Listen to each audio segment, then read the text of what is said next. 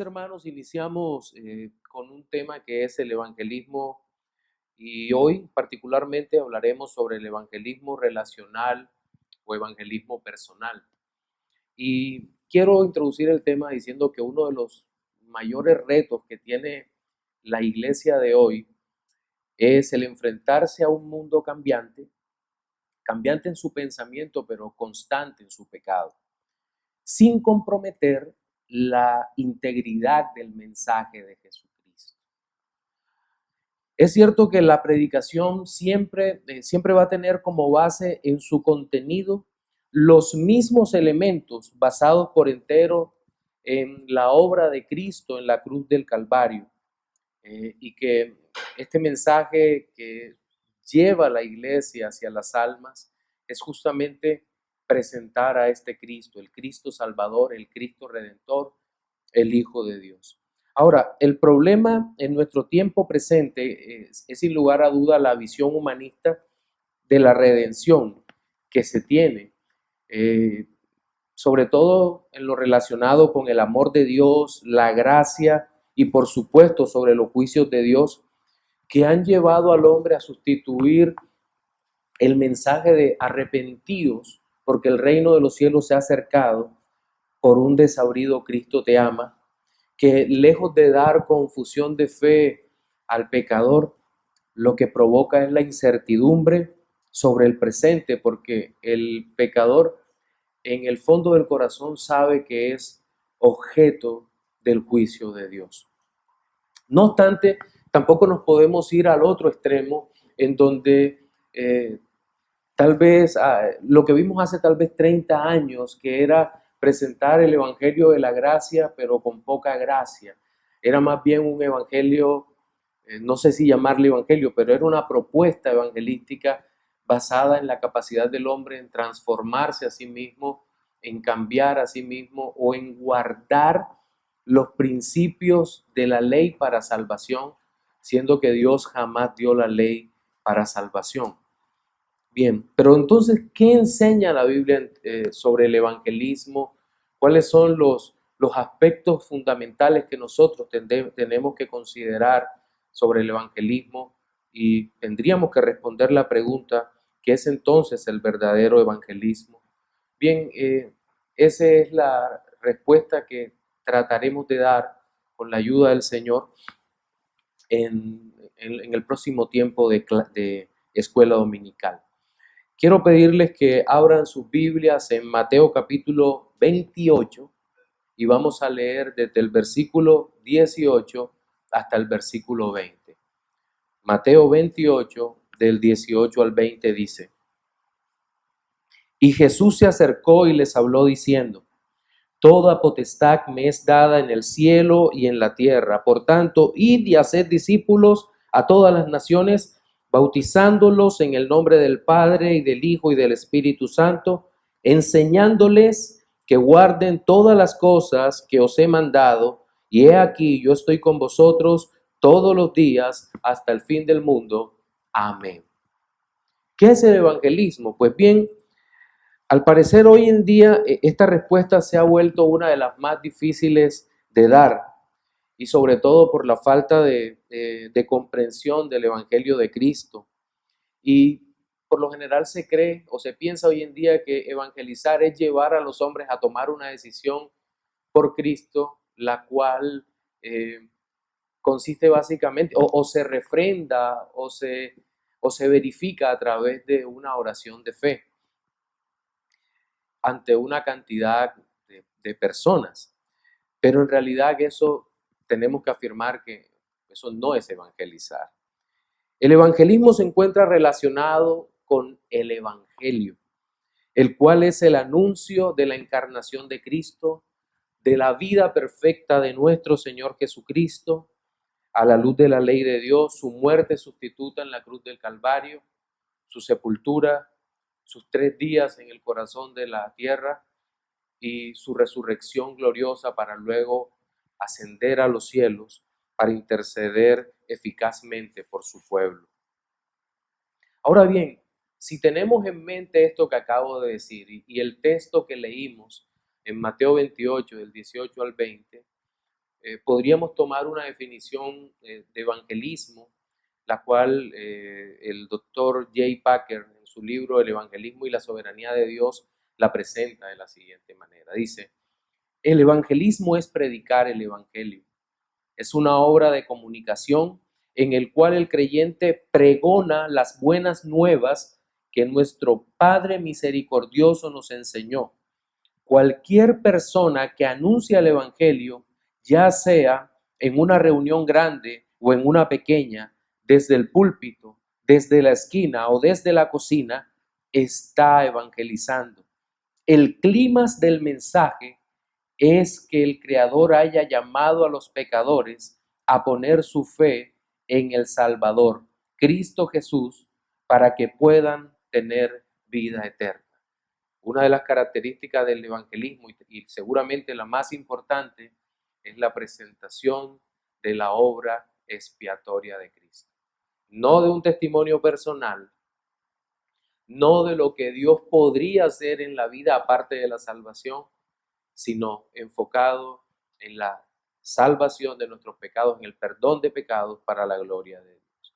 Pero entonces pensemos cuál es el origen del evangelismo. Bien, podríamos pensar que el evangelismo tiene su origen en el primer versículo que leímos, en Mateo capítulo 28, 18, bueno, en todo el pasaje, en 18 al 20, pero nada puede estar más alejado de la verdad. De hecho, deberíamos ir un poco más atrás para que de esta manera veamos cuándo empieza el evangelismo. Y si nos vamos hasta el Antiguo Pacto, encontraremos, por ejemplo, en el libro de Isaías, varios versículos que nos hablan de la intención salvadora del Señor. Isaías 1:18, el Señor llama al pueblo al arrepentimiento, al pueblo de Israel, diciendo: venid luego, dice Jehová, y estemos a cuenta. Si vuestros pecados fueren como la grana, como la nieve serán emblanquecidos. Si fueren rojos como el carmesí, vendrán a ser como blanca lana. Isaías 3:11 dice: ay del impío, mal le irá, porque según las obras de sus manos le será pagado. También en el mismo libro de Isaías, pero el capítulo 55, 6 y 7 dice: buscad a Jehová mientras puede ser hallado, llamadle en tanto que está cercano. Deje el impío su camino y el hombre inicuo sus pensamientos, y vuélvase a Jehová, el cual tendrá de él misericordia, y al Dios nuestro, el cual será amplio en perdonar. Isaías 59:2 dice: pero vuestras iniquidades han hecho división entre vosotros y vuestro Dios, y vuestros pecados han hecho ocultar de vosotros su rostro para no oír. Pero incluso podríamos ir más atrás de los textos proféticos y llegar al conocido pasaje de Génesis 3:15, que se ha conocido como el protoevangelio, en donde dice: y pondré enemistad entre ti y la mujer. Ella te herirá en la cabeza, tú la herirás en el calcañar. Y aún nos estaríamos quedando cortos porque el tema no es de tiempo, sino que el origen del evangelismo lo encontramos en la eternidad, en el mismo corazón de Dios, en ese denominado pacto intratrinitario. Eso es lo que estamos profundamente convencidos las iglesias históricas, de que el Señor desde antes de la fundación del mundo decidió salvar a través de la proclamación del evangelio a su pueblo. Dios eternamente decretó salvar, y en un pacto entre el Padre, el Hijo y el Espíritu Santo, el Dios Todopoderoso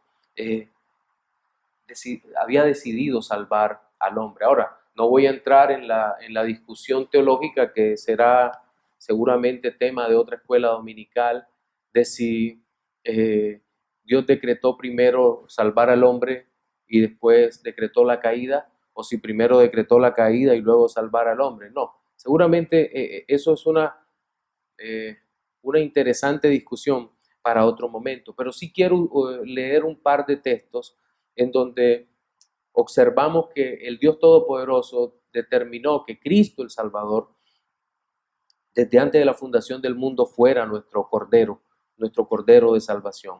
El primero se encuentra en 1 de Pedro 1, 19 al 20, que dice: sino con la sangre preciosa de Cristo, como de un cordero sin mancha y sin contaminación, atentos, ya destinado desde antes de la fundación del mundo, pero manifestado en los postreros tiempos por amor de vosotros.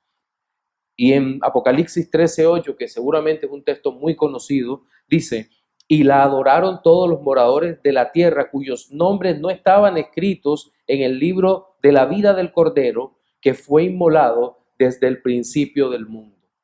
Bien, pero entonces nosotros vemos que en cada una de las personas de la deidad hay la intención salvadora. Primero vemos al Padre como el autor del evangelismo. Comenta R.B. Kuiper en su libro Evangelismo Teocéntrico: Dios el Padre es el autor del evangelismo. Concibió el evangelismo desde la eternidad.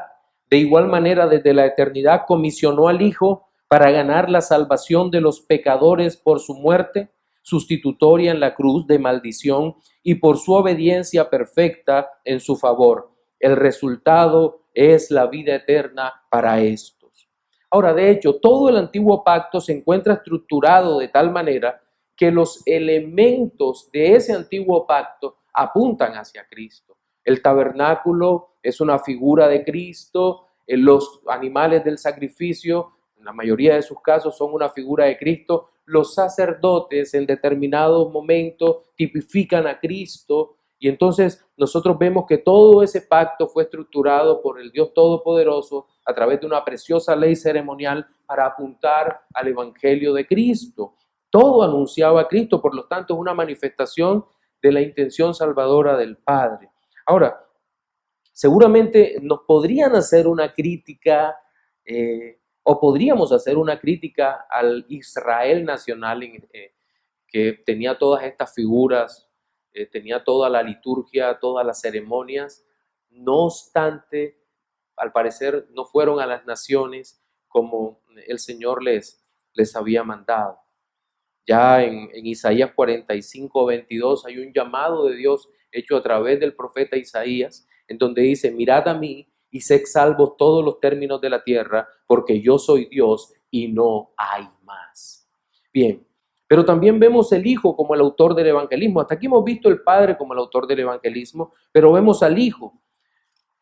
Y el Hijo es por excelencia autor del evangelismo. En el mismo libro de Kuiper afirma sobre Jesús: Él fue quien proclamó el evangelio por los profetas antiguos que anticiparon su muerte redentora, los cuales fueron sus oráculos. Fue Él quien predicó a los contemporáneos de Noé, desobedientes, cuando la paciencia de Dios esperaba mientras el arca era preparada. Cuando los santos hombres de la antigüedad profetizaban la gracia que había de venir. Era el Espíritu de Cristo que hablaba por ellos, quien testificó anticipadamente los sufrimientos de Cristo y la gloria después de ellos.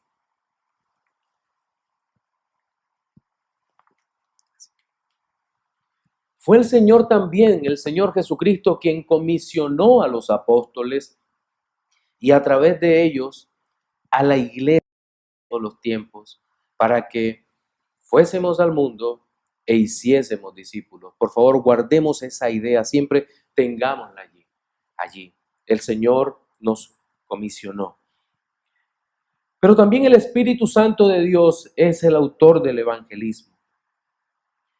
Y todos los creyentes creo que entendemos la relación que existe entre la salvación del alma y la obra del Espíritu Santo de Dios. Él es quien nos hace entender la obra de salvación. Él es quien regenera el corazón, nos hace nacer de nuevo. Es el Espíritu Santo quien nos concede el arrepentimiento y la fe. Hechos 5:31, cuando hablando del poder de Dios concediendo perdón, dice: a Dios ha exaltado con su diestra por príncipe y salvador, hablando de Cristo, para dar a Israel arrepentimiento y perdón de pecados. El arrepentimiento es un don Es un don espiritual y la Biblia lo presenta claramente. Y si es un don espiritual, es el Espíritu Santo quien lo da. Por lo tanto, el arrepentimiento, como está aquí en Hechos, es un don. Porque por gracia sois salvos por medio de la fe. Y esto no de vosotros, pues es don de Dios. Efesios 2:8. ¿O qué tal el texto de 2 Timoteo 2:25 que dice, corrigiendo tiernamente a los que se oponen, por si acaso Dios le da el arrepentimiento que conduce al pleno conocimiento de la verdad? Es decir, la obra evangelística del Espíritu Santo es notoria desde la antigüedad, pues es evidente que todos los profetas que hablaron en el nombre del Señor, que apuntaban a Cristo como el Señor y Salvador, eran guiados por el Espíritu Santo de Dios, eran inspirados por el Espíritu Santo de Dios, y que esto es de mucha importancia, de mayor importancia para nosotros. Pero bueno, hasta aquí hemos visto el evangelismo, hemos visto qué es el evangelismo, pero hay otra pregunta que seguramente nos debemos hacer en este momento, o se están haciendo muchos en este momento, y es que si existe un método único para el evangelismo. Seguramente, y vamos acercándonos a nuestro tema del evangelismo relacional o personal. Miren, nosotros vivimos en un mundo que pareciera más importante contemporizar el evangelio, contemporizar el mensaje del Señor para hacer el evangelio relevante. El evangelio es relevante por sí mismo. Si hubiese una sola alma que alcanzar, el Señor llevase su mensaje, y aun si él no se arrepintiese o no se arrepintiera, el evangelio sigue siendo relevante. El problema es que cuando tratamos de volver actual el evangelio con los parámetros del mundo actual, lo que estamos haciendo es blasfemar la palabra del Señor. Es como dice la carta a los romanos, detener con injusticia la verdad de Dios. Entonces, lo que debemos tener claro como iglesia es que para ser relevantes para Dios, tenemos que proclamar lo que Dios ha ordenado que prediquemos. Y con tristeza debo decir que muchos de los métodos que se usan hoy en día no tienen valor. No tienen valor tal vez por el tema del contenido, es decir, por el mensaje que se lleva, o tal vez por los corazones que lo reciben. Y quiero tocar esto a través de varios ejemplos de los métodos que se usan por lo general para evangelizar. Y creo que con el que más estamos familiarizados en nuestra América Latina es con las campañas evangelísticas. Los autores le llaman a esto evangelismo de masas. Y si usted recuerda, desde las épocas de John Wesley, Jonathan Edwards, pasando por Charles Finney, Dwight Moody, G. Campbell Morgan, o hasta en tiempos más recientes Billy Graham y tantos otros en Europa y en los Estados Unidos, la evangelización de masas fue la forma preferida de presentar el evangelio. Los más observadores habrán notado que cité a predicadores calvinistas al lado de predicadores arminianos, metodistas o de otras corrientes. Claro, lo hice a propósito. Pero quiero decir que el contexto en que proclamaban estos hombres el evangelio era un contexto en el cual aún esas personas tenían más claro en su mente, en sus almas, quién era el Señor Jesucristo, qué decía la Biblia. Pero como dice Tim Keller en un libro que edita John Piper, que se llama La supremacía de Cristo en un mundo posmoderno, creo que nuestra sociedad actual ha desarrollado algo así como una resistencia estilo anticuerpos contra el evangelio. Es decir, consideran al evangelio una enfermedad. Tal vez no lo digan o no lo proclamen abiertamente, pero sin lugar a dudas eh, lo han percibido en sus almas de esta manera. Entonces, el problema de evangelizar a grandes multitudes, grandes masas, es que hay comprensiones disímiles, diversas, de lo que es la fe verdadera. Estamos regidos por la superstición y cada uno va a ese lugar buscando a alguien distinto o algo distinto que la salvación de su alma. Muchos llegan a esos lugares por una necesidad de salvación de una de sanidad de una enfermedad, por un problema de trabajo. ¿Cuántos hoy en día estarán tal vez pegados a las redes sociales, a los canales de YouTube y de otros, buscando una respuesta para la actual situación del mundo en medio de esta pandemia que estamos viviendo, pero aún así no estarían buscando al Señor por las maneras correctas o por la razón correcta? Entonces, nos tocaría mirar o evaluar cuál es el objetivo de este evangelismo de masa. Creo que a principios del siglo pasado, uno de los graves problemas que empezamos a tener fue que el evangelismo de masas apuntó más a llenar la iglesia de personas sin importar si éstas eran o no convertidas. Y el resultado, pues, fue desastroso para la iglesia del Señor en todos los países. Entonces, digamos que el método de evangelismo de masas ha fracasado por las razones que ya hemos expuesto. Pero tenemos métodos novedosos, entre comillas. Por ejemplo, el evangelismo explosivo, que hace más de 35 años apareció en Estados Unidos. James Kennedy fue tal vez el encargado de impulsar esta forma de evangelismo. Yo no sé si algunos recuerdan que se portaba un pequeño distintivo con dos interrogantes. Entonces, cuando la gente se acercaba y le preguntaba, ¿qué es eso? Dice, las dos preguntas que cambiaron mi vida. Y de inmediato empezaban a proclamar a Cristo, pero digamos que ese no era el problema, sino que el problema estaba en que se trataba de llevar a las personas también a una decisión, a una oración de fe, pero realmente no se pretendía que la persona fuese discípulo de Cristo. Y de hecho, el evangelismo explosivo fue una de las clínicas, de los talleres más costosos de los que se hacía hace algún tiempo, y creo que todavía sigue siendo muy costoso. Recuerdo que hace años un pastor, gran amigo, me regaló el curso, me regaló los materiales, no me regaló el curso, porque en aquella época solo se tomaba en los Estados Unidos. Los materiales costaban en ese tiempo $175, que era una barbaridad. Pero quiero enfatizar en que prácticamente se volvía a Cristo como un producto que debía venderse, y eso era realmente un problema bastante serio para todos. El siguiente método, aunque no es un método único, sino un grupo de métodos, es lo que conocemos como iglecrecimiento.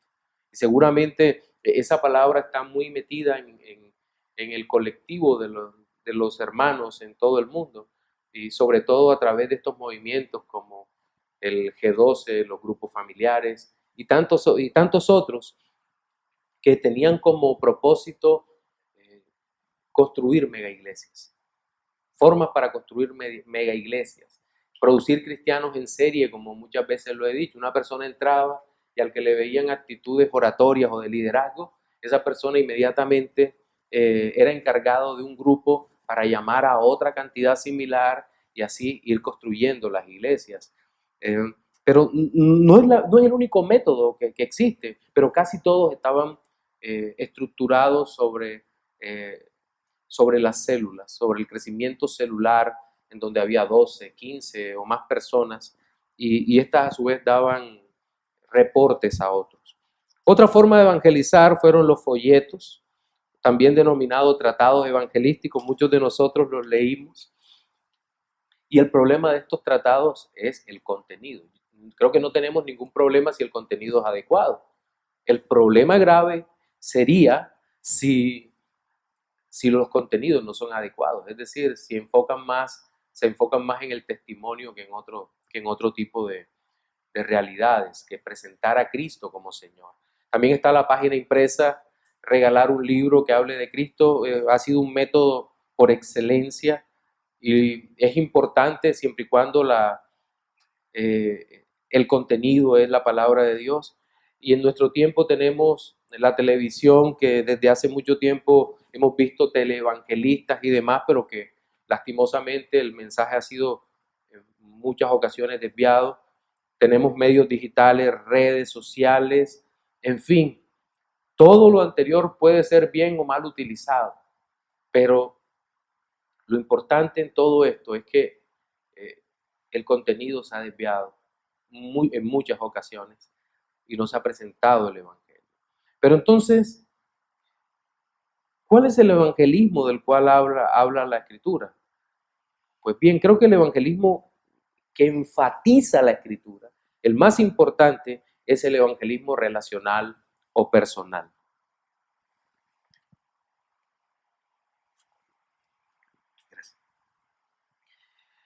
Y la diferencia entre evangelismo, que por lo general nos enseñan en algunas iglesias evangélicas tradicionales, y el relacional, va mucho más allá de los simples métodos.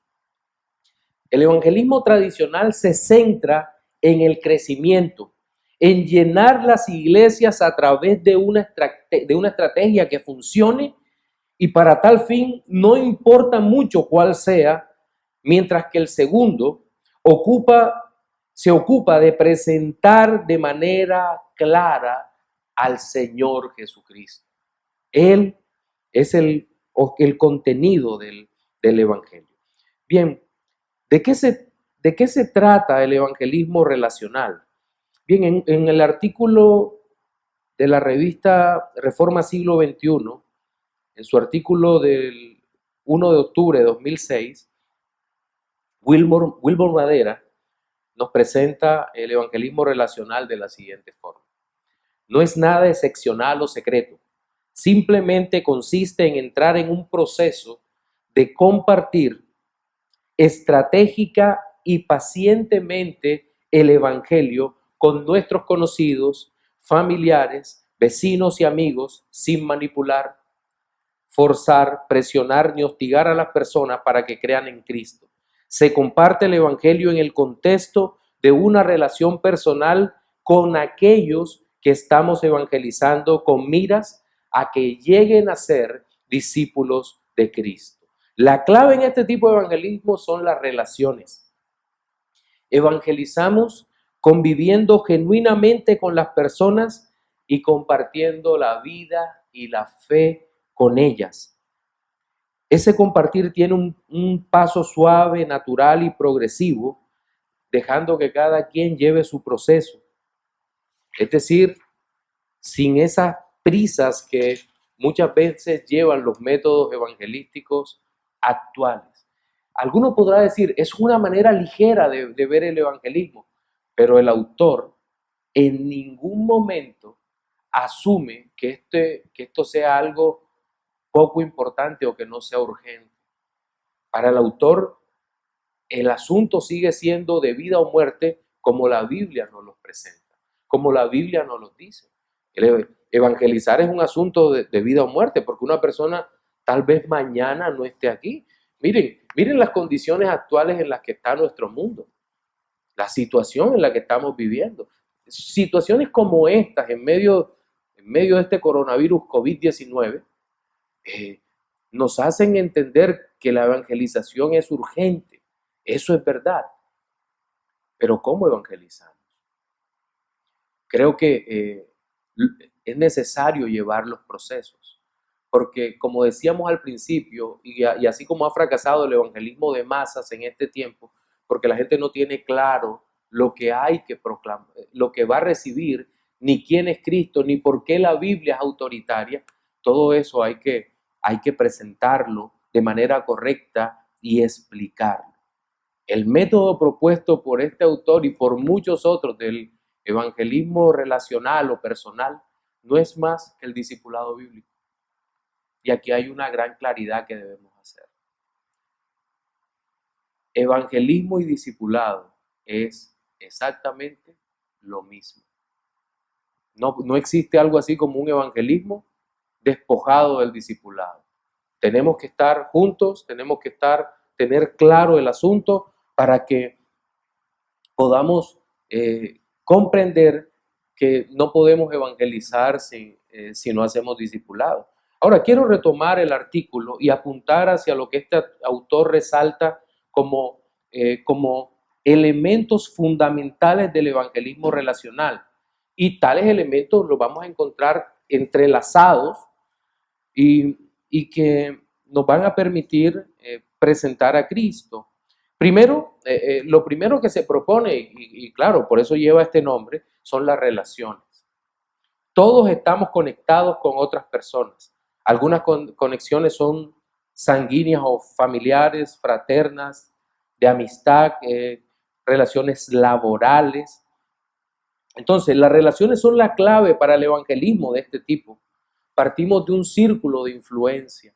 Hay personas más tímidas que otras, sí, es cierto, pero todos tenemos un círculo al cual nosotros le podemos predicar, le podemos hablar. Las personas están más dispuestas a escuchar a un conocido que a un desconocido. Son más tolerantes con un conocido. Creo que esa es la norma por lo general. Seguramente habrá conocidos más difíciles que otros, pero por lo general se escuchará mejor el evangelio cuando tocamos un asunto tan serio, tomándonos un café o compartiendo una gaseosa o una copa de vino, y le decimos lo urgente del mensaje, le proclamamos. Una de las lecciones más hermosas que aprendí sobre este tema del evangelismo discipulado o discipulado evangelismo fue el ejemplo de Andrés, hermano de Simón Pedro. Una vez, en el Evangelio de Juan nos habla de que una vez conoce al Señor Andrés, va en busca de su hermano y le dice, hemos encontrado al Mesías. Juan 1:41. Hemos encontrado al Mesías. Le estaba dando la noticia más importante de la vida basado en una relación, en la relación familiar. Hemos encontrado al Mesías, sígueme. Y yo creo que eso necesitamos hacerlo con nuestras familias. Y perdonen que comparta una experiencia de tipo personal. Y creo que eso me ha pasado con mi familia a través de los años. Cuando el Señor me encontró, me ha permitido conocerle y me ha permitido hablarle a mi familia. Vengan, he encontrado al Mesías, o más bien el Mesías me encontró. Pero ha sido hermoso esta experiencia de poder trabajar con ellos, con mi familia, y que es hermoso cuando podemos ver esto, ¿cierto? Lo segundo es el testimonio. El testimonio.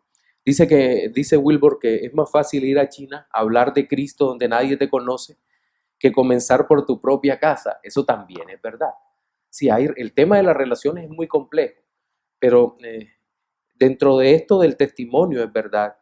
En nuestra casa conocen nuestro mal genio, nuestras irresponsabilidades, y es por eso el testimonio tan fundamental en el evangelismo relacional o personal. La gente debe sentirse motivada por los profundos cambios que Cristo ha hecho en nuestra vida. Ahora, el testimonio es de vital importancia, pero quiero decir que muchas veces no depende de ese testimonio, porque es finalmente Dios por su gracia el que salva. Pero quiero recordar, por ejemplo, la familia de nuestro Señor Jesucristo. ¿Ustedes recuerdan cuándo creyeron sus hermanos? Solo después de la resurrección. Solo después de la resurrección creyeron. Antes incluso lo habían tratado de loco. Pero el Señor en su misericordia los llamó. Entonces, esto es bien significativo, el tema del testimonio, y aunque no es el tema focal o fundamental en medio de todo esto, es un tema de importancia, es un tema que los cercanos puedan recibir el testimonio. Pero también en el evangelio relacional tenemos que tener claro el contenido, y creo que es como la quinta vez que enfatizo eso, el contenido. ¿Cuál es el contenido del evangelismo relacional o personal? El evangelio. El evangelio es el contenido del evangelismo. El claro mensaje del Evangelio debe estar presente en tu conversación con las personas a las que estás evangelizando. A nadie le interesa nuestras vidas en el sentido salvador, porque no podemos salvar a nadie. Alguien podría interesarse en lo que hablamos ahorita, el testimonio de qué ha hecho Dios en ti, pero a nadie le interesa a dónde fuimos de vacaciones, ni qué vivimos en la oficina. Tenemos que siempre saltar de esos temas introductorios, banales, que abren la conversación y caer en Cristo. Hablar, comunicar las buenas noticias de la salvación partiendo del problema fundamental del hombre, que es ¿cuál? El pecado. El mensaje del Evangelio, y esto es una nota que puse aparte, no puede ser matizado. La maldad de nuestras almas, la transgresión a la ley de Dios o la paga del pecado se deben abordar con honestidad. Con honestidad. Pero también la esperanza de la fe en Cristo, la gracia manifestada como solución dada por Dios al desvarío de los hombres. Y contrario a lo que muchos piensan, en esta parte debo decir que la doctrina es fundamental e importante. Seguramente hemos estado permeados por esa idea liberal y neortodoxa de lo importante es el amor. Y el amor, pero ¿qué clase de amor es aquel que no advierte al que está muriendo, al que está yendo hacia el infierno, que está muriendo y que está yendo hacia el infierno? Que la boca del infierno está abriéndose debajo de sus pies. No seríamos amorosos, amantes, justos, si no le damos los gritos diciendo, mira, estás cayendo, mira, Cristo es el único que puede salvarte. Ahora, es tan importante la doctrina que las iglesias históricas, las iglesias reformadas, creemos que debemos enseñar sistemáticamente la verdad. Y es por eso que nosotros usamos nuestras confesiones de fe. Usamos la confesión de fe, en nuestro caso, la confesión de fe de Londres de 1689. Nuestros hermanos presbiterianos van a usar Westminster, o los reformados usarán la de los Países Bajos, en fin. Hay una cantidad de documentos, de textos confesionales que son usados en el discipulado, el catecismo menor, el catecismo mayor, el catecismo de Heidelberg, pero lo importante es enseñar ordenadamente la palabra del Señor. Finalmente, dentro de esta parte, no podemos olvidar la oración. La oración, la intercesión por las personas, dice Wilbur, que están dirigidas a Cristo, debe ser parte de la vida cotidiana. Como hemos dicho, lo que finalmente marca la diferencia en la vida de una persona es la obra de Dios en su corazón. Por eso debemos pedir constantemente por la intervención divina en la vida de nuestro prospecto. Bien, entonces, creo que en esta parte tampoco debemos olvidar, hermanos, que nuestra labor es simplemente damos el mensaje en el poder del Espíritu Santo, sí, pero quien hace la obra es el Señor. Es Dios quien justifica, regenera, santifica y seguirá obrando hasta el final cuando seamos glorificados. Pero, jamás debemos olvidar que es una labor, es una obra sobrenatural del Espíritu y por lo tanto el medio de gracia que Dios nos ha dado es la oración. Oremos siempre, oremos, lleguemos a los que antes de llegar a quien le vamos a compartir el Evangelio, oremos, porque es Dios el que hace esta obra. Ya termino con esto y es la duración del evangelismo relacional o personal. ¿Cuánto dura ese discipulado, ese evangelismo? Toda la vida. No estoy diciendo que usted toda la vida tendrá que tomar las clases de nuestra confesión. En algunas iglesias dura 2 años, en otras como la nuestra casi 3 años, y las personas siguen capacitándose. No estoy diciendo que ese tipo de ejercicio, sino que el ser discípulo de Cristo de forma relacional dura toda la vida. Y nosotros, los que hemos sido llamados por Dios para evangelizar de forma personal. Estamos llamados a estar toda la vida en los pies de Cristo y toda la vida enseñando a otros para que el Señor se glorifique. Vamos a orar y damos espacio a los hermanos que han hecho sus preguntas a través de